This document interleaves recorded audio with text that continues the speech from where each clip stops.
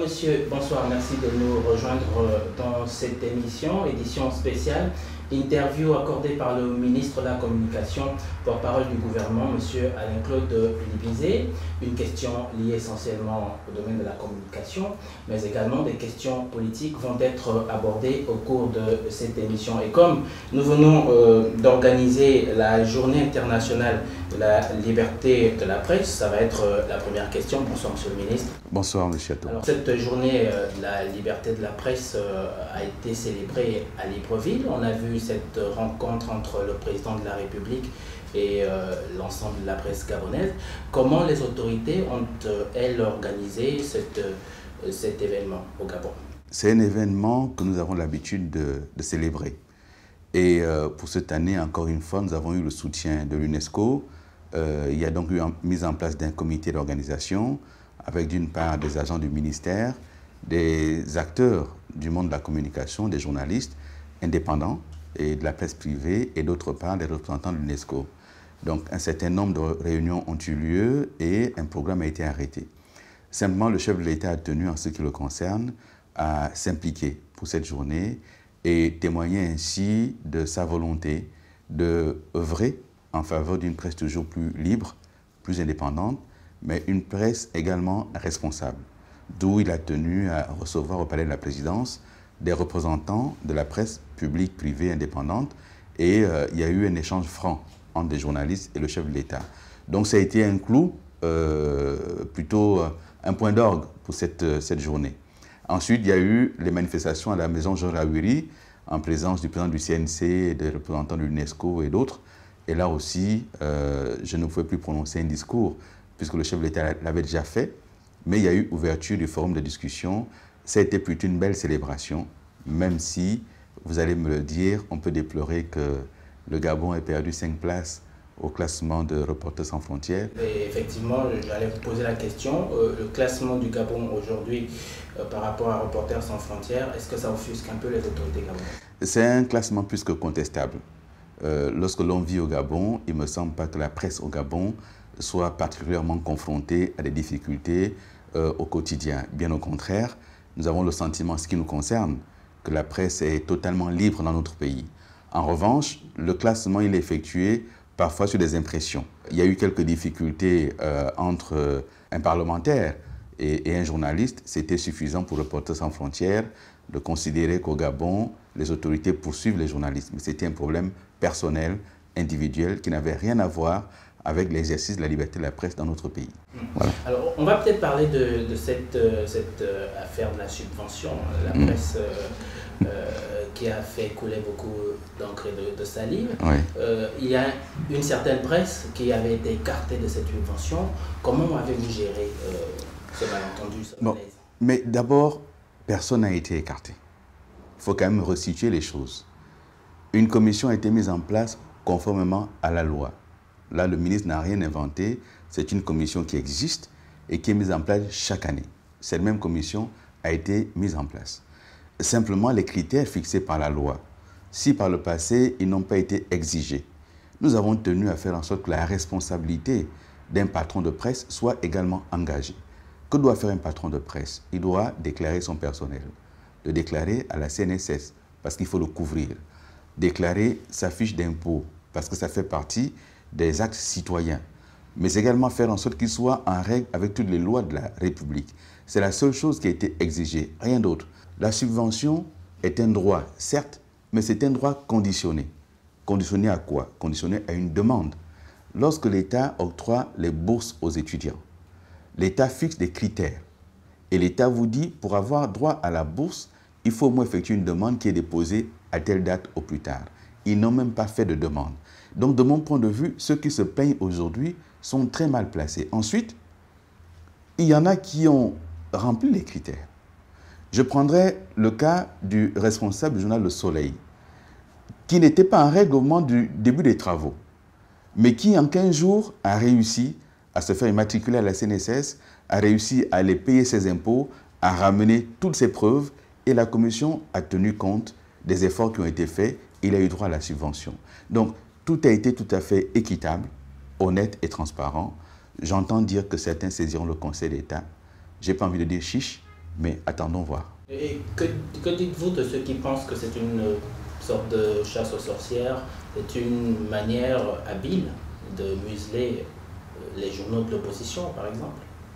Mais vous savez, moi j'ai la faiblesse de penser que celui qui crée un organe de presse crée d'abord une entreprise. Et une entreprise n'attend pas la subvention de l'État pour fonctionner. La subvention de l'État arrive comme un appoint. Donc d'imaginer qu'on va se servir de ceci pour essayer de museler, c'est quand même ne pas connaître l'étendue des pouvoirs dont dispose un État.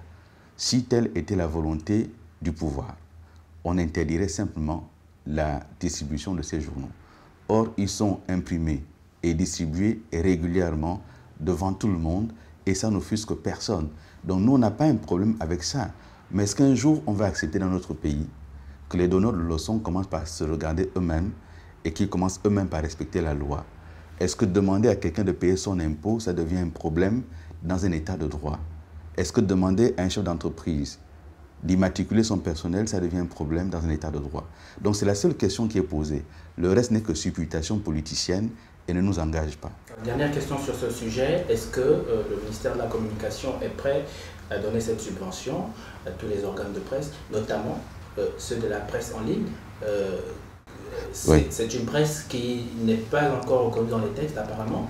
Est-ce que cette presse en ligne aura cette subvention si elle se mettait en règle comme vous voulez? Il faut reconnaître aujourd'hui que la plupart des Gabonais s'informent en ligne. Je déplore d'ailleurs qu'ils soient mal informés puisque là aussi il y a à boire et à manger. Nous avons soumis au Parlement une ordonnance. Malheureusement, certains de vos confrères qui n'ont pas bien compris le sens de l'ordonnance ont fait du lobbying avec le soutien de quelques membres du CNC qui le déplorent aujourd'hui d'ailleurs pour que l'ordonnance ne soit pas ratifiée. Vous constaterez que ceux qui étaient contre cette ordonnance se sont révélés maintenant, ils étaient au PDG, maintenant ils ont quitté le PDG, mais ça c'est une autre histoire. Si demain, la loi qu'on a adoptée au niveau du gouvernement et qui se trouve aujourd'hui au Conseil d'État était finalement votée par le Parlement, promulguée par le chef de l'État, à ce moment-là, la presse en ligne sera prise en compte.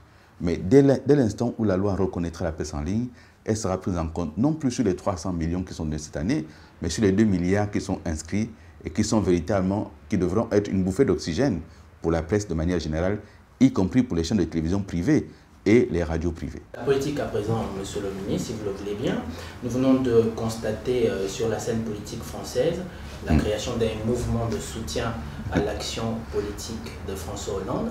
Oui. Le mouvement s'appelle EO la gauche. Oui. Ce mouvement ressemble à quelques traits près à un mouvement que vous avez créé autour du président Ali Bongo Ondimba et que vous avez dénommé le Mogabo, qui avait été dissous quelques temps après. Est-ce que vous pensez que les Français ont pu calquer cela sur le Gabon? Ah, mais écoutez, si nous avions à le dire, ce serait peut-être prétentieux. Mais vous savez, l'exercice du pouvoir peut isoler. Et lorsqu'on est membre du gouvernement, on n'a pas forcément le temps d'aller expliquer ce qu'on fait aux populations. Parce qu'on a le nez dans le guidon et qu'on a besoin de faire avancer les réformes et d'obtenir les résultats. Il en est de même pour le chef de l'État. Il est aux commandes, il travaille pour le pays, il impulse des réformes, il vérifie que tout est fait. Il n'y a pas forcément le temps d'être sur le terrain. Or, ce temps-là, l'opposition en dispose parce qu'elle n'est pas aux responsabilités. Elle n'a pas à rendre compte.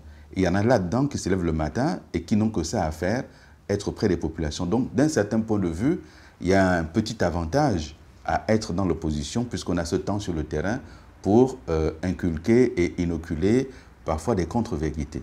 D'où la nécessité, lorsqu'on est aux responsabilités, de ne pas perdre ce contact avec le terrain. Ce qui se fait aujourd'hui autour de François Hollande, c'est exactement la même chose. Monsieur Hollande est président, il est tout occupé à impulser des réformes dont il pense qu'elles sont nécessaires pour la France. Il a un gouvernement, mais à 1 an de l'élection, il se rend bien compte que le PS, qui est le parti de François Hollande, ne peut pas être sur le terrain, parce que le PS doit faire autre chose. Et donc, se rendant compte de cela, des membres du gouvernement, sous l'impulsion de M. Stéphane Le Foll, créent un mouvement pour être sur le terrain et pour défendre le bilan positif, d'après eux, de François Hollande. C'est exactement ce que nous avions voulu faire dans le cadre du Mogabo mouvement gabonais pour Ali Bongo Ondimba, dont les missions étaient claires. Être sur le terrain, être au contact des Gabonaises et des Gabonais, dire ce que fait le chef de l'État, dire ce que fait le gouvernement, écouter les Gabonaises et les Gabonais dans leurs frustrations, dans leurs interrogations et apporter des solutions. Donc c'est un mouvement qui avait vocation en réalité à défendre le bilan du chef de l'État et puis qui est rentré dans une incompréhension au sein même du Parti démocratique gabonais qui n'a pas compris quel était ce mouvement. Et je pense qu'avec ce qui se passe aujourd'hui, chacun a pu maintenant comprendre l'intérêt qu'avait le Mogabo.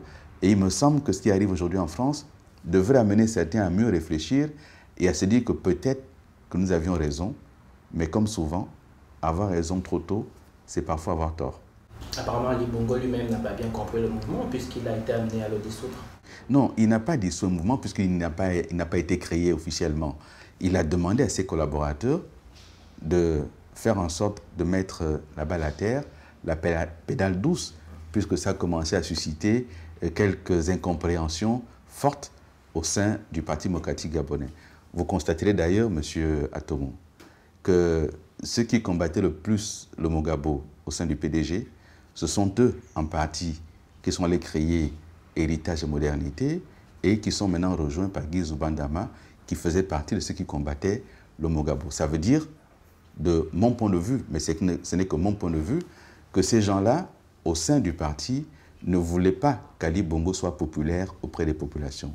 Ne voulaient pas qu'on défende le bilan d'Ali Bongo parce qu'ils avaient d'autres idées derrière la tête. Et on a la preuve maintenant qu'ils étaient en intelligence avec l'opposition, qui voulait donc paralyser Ali Bongo, l'empêcher d'être sur le terrain et empêcher le gouvernement d'aller expliquer aux populations le sens des réformes et les résultats des réformes qui ont été engagées. Alors ces gens-là ont également pensé que les droits qui ont été arrogés par le Mogabo étaient normalement des droits du Parti démocratique gabonais, c'est-à-dire que c'est ce que le Parti démocratique gabonais aurait dû faire, que le Mogabo s'est mis à faire. Encore une fois, ils ont dénoncé le fait que le Mogabo et un certain nombre de personnalités avaient emmuré Ali Bongo Ondimba. Pardonnez-moi, mais le Mogabo n'était pas logé à la présidence de la République. Et vous constaterez d'ailleurs que tous ceux qui ont essayé, dans le cas du Mogabo ou en dehors du Mogabo, d'aller parler d'Ali Bongo sur le terrain, ont été systématiquement combattus. Je me souviens que d'autres collaborateurs du chef de l'État, M. Éloi Zondo, M. Samuel Ngwangou, M. Alexis Mengemouye, eux aussi sont allés sur le terrain parler de ce que fait Ali Bongo et eux également ont été combattus par les mêmes. Donc, le Parti démocratique gabonais, dont je suis membre du bureau politique, comme la plupart de ceux qui ont œuvré pour le Mogabo, nous avons seulement constaté que le Parti démocratique gabonais a ses structures, il a sa façon de fonctionner, sa façon d'être sur le terrain, il a toujours travaillé ainsi, et ainsi il a toujours gagné des élections. Nous avions seulement pensé qu'en attendant que le parti se mette en ordre de bataille, il ne fallait pas couper et il fallait être présent. Donc nous avons été présents, malheureusement, nous avons été incompris, mais les faits aujourd'hui nous donnent raison. Et il me semble qu'il serait peut-être temps, à nouveau, d'être sur le terrain. Alors, vous avez pensé qu'à aucun moment, les tenants de Héritage et Modernité n'avaient raison dans tout ce qu'ils dénonçaient au sein du Parti démocratique gabonais? Ce n'est pas le sujet. Lorsque le Mogabo est né, Héritage et Modernité n'existaient pas. C'est un mouvement qui est né par opposition au Mogabo. Donc, nous, lorsqu'on s'est lancé sur le terrain, eux n'existaient pas. Donc, ceux qui pouvaient penser en leur fort intérieur n'étaient pas sûrs de nous. Nous avons simplement constaté que certains s'agitaient. Et puis, un jour, on a appris que, bon, mais il s'appelle maintenant Héritage et Modernité. Mais vous constaterez d'ailleurs que c'est à la 5e ou à la 6e sortie du Mogabo qu'eux ont fait la leur. Et c'était la dernière sortie du Mogabo. Nous constatons seulement, monsieur, qu'aujourd'hui, c'est un parti d'opposition. Ils prétendaient être des gens engagés pour le PDG, ils combattent aujourd'hui le PDG. Comme quoi, il faut souvent se méfier de ceux qui prétendent être les meilleurs amis du roi, parce que bien souvent, ils se déclarent être les pires censeurs, voire procurateurs du roi. Alors, pour la droite française, le bilan de François Hollande est catastrophique. Ce sentiment est quasiment identique à celui de l'opposition gabonaise sur le bilan d'Ali Bongo Ondimba.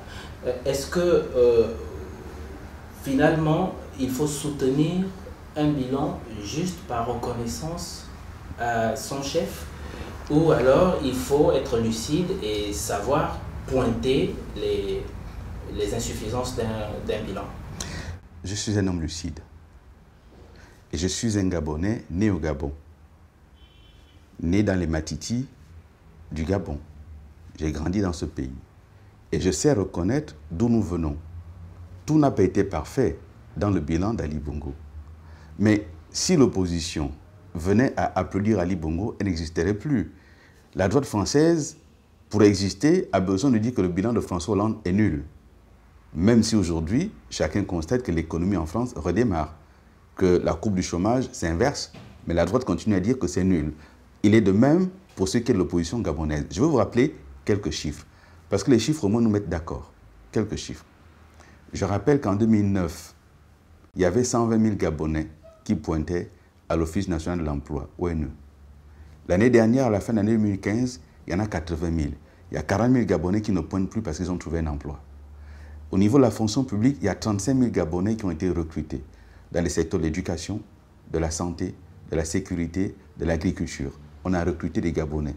Je rappelle que le panier de la ménagère n'a jamais connu le même accroissement au Gabon depuis les 30 dernières années. On a quand même réussi, en un mandat, à augmenter l'indemnité de logement des Gabonais, l'indemnité de transport des Gabonais, le salaire des Gabonais, à immatriculer tous les Gabonais pour accroître leur capacité d'accéder aux soins de santé.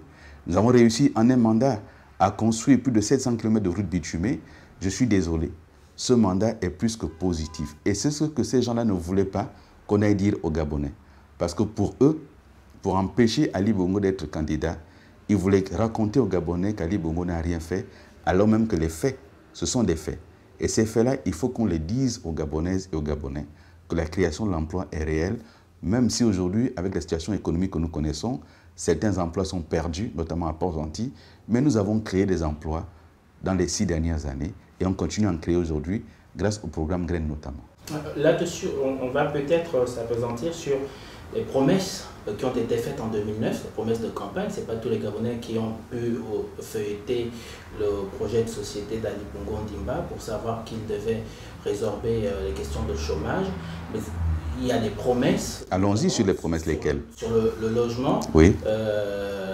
Les fameux 5000 logements. Mais pourquoi constitue aujourd'hui une grosse tache noire dans le... Bien entendu. Mais pourquoi a-t-on fait ces promesses? Vous pensez que si les Gabonais avaient tous un logement décent, on aurait promis les 35 000 logements? Il manque 150 000 logements au Gabon, lorsqu'en 2009, Ali Bongo arrive au pouvoir. Ces logements qui manquaient, qui auraient dû les construire? Ceux qui aujourd'hui sont les procurateurs d'Ali Bongo. Ce sont eux qui auraient dû construire ces logements. Donc lorsqu'on va et qu'on constate ces déficits, naturellement, il faut arriver à résorber le déficit. Donc on a été confronté à de réelles difficultés qui n'ont pas permis de réaliser cette promesse. Mais maintenant, nous savons où est-ce que nous avons buté. Maintenant, nous savons comment on peut mieux faire pour le prochain mandat. Mais dans tous les cas, ça fait partie de ce que vous appelez une tache noire. Et Ali Bongo a été le premier à reconnaître que dans le domaine du logement, il n'a pas atteint ses objectifs. Une fois qu'il l'a dit, que nous apprend l'opposition à le redire? Elle ne nous apprend rien du tout. Ça a déjà été dit par Ali Bongo lui-même. Mais pourquoi est-ce que l'opposition parle de la question du logement? Il faut qu'elle soit capable de nous dire, voilà, nous proposons telle autre chose. Jusqu'à ce jour, nous attendons la présentation du programme ou du projet de l'opposition. On ne l'a toujours pas vu. Jean Ping a mis en place son programme ce matin. Bien, vous voulez qu'on en parle? Mais ce programme, c'est une série de poncifs, c'est des lieux communs, c'est du déjà vu, déjà entendu. Il n'y a aucune innovation dans ce qui est préconisé. Pire, l'avenir du Gabon chez M. Jean Ping se résume à 32 pages. 32 pages, rapidement écrites, sur lesquelles il n'y a aucune proposition de financement. Aucune. De dire, on va mettre les Gabonais à l'abri du besoin. Sans dire en combien de temps, sans dire comment, sans dire ce que ça va coûter, c'est prendre des Gabonais pour des gens qui ne réfléchissent pas. Parce que pour mettre quelqu'un à l'abri du besoin, il faut d'abord lui dire où il en est. Or, là-dedans, il n'y a aucun chiffre. M. Ping ne donne pas le chiffre de la pauvreté au Gabon que nous connaissons, que nous avons étudié, et nous savons comment résoudre ce problème. Et nous sommes en train de le résoudre. Donc là-dessus, il ne nous apprend rien et il n'apporte rien de nouveau. Mais, pire que cela, au bout de 32 pages, on nous propose enfin le financement. On nous dit qu'il faut 1000 milliards et on nous dit où on va les trouver, les 1000 milliards. Une réduction du train de vie de l'État. C'est une innovation mondiale. Ça, il a inventé la roue, là. Donc, on réduit le train de vie de l'État en quoi faisant? On va taper dans la main-d'œuvre non permanente. Autrement dit, M. Ping, son innovation, c'est licencier les gangs petits. Parce que la main-d'œuvre non permanente, c'est qui? C'est les femmes de ménage, c'est les gardiens d'immeubles, c'est les chauffeurs. Donc pour lui, ce sont eux qui coûtent cher à l'État. Mais eux, ils représentent combien au budget de l'État? 2 milliards. Donc une fois qu'il a récupéré les 2 milliards de la main-d'œuvre non permanente, il reste 998 millions à trouver. Il les trouve où? Milliards. Il les trouve où?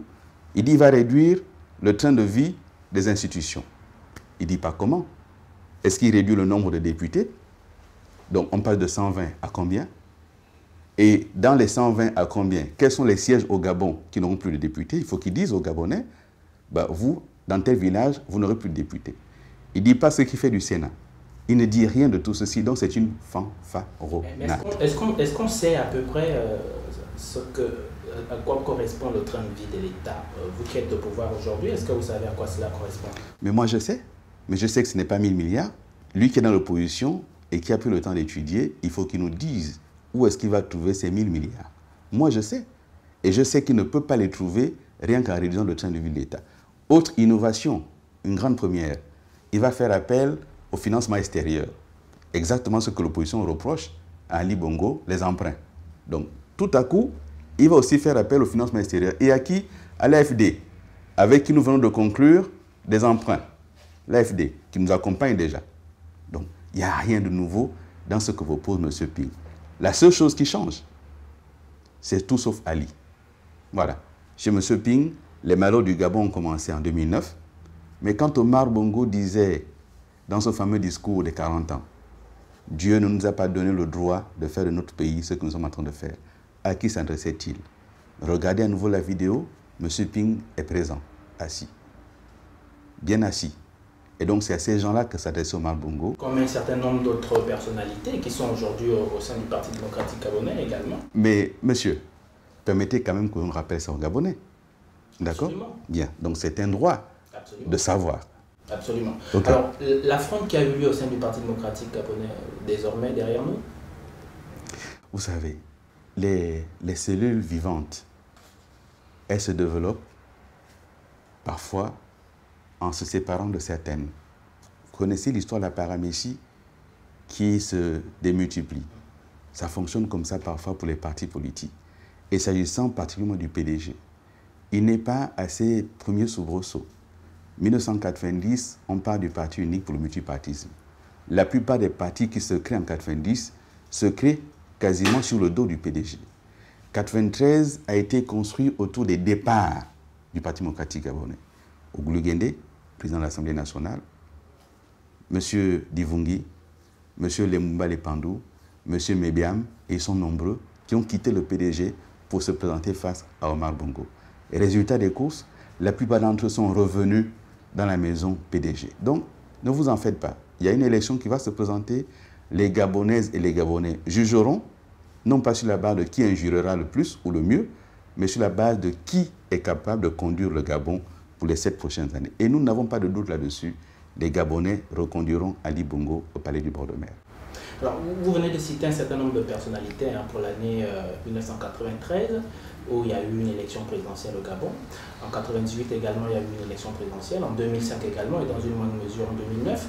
On a beaucoup plus vu des défections de l'opposition vers le PDG. Ce qu'on voit aujourd'hui pour l'élection 2016, ce sont les défections du PDG vers l'opposition. Est-ce que cela n'inquiète pas les troupes au sein du Parti démocratique gabonais?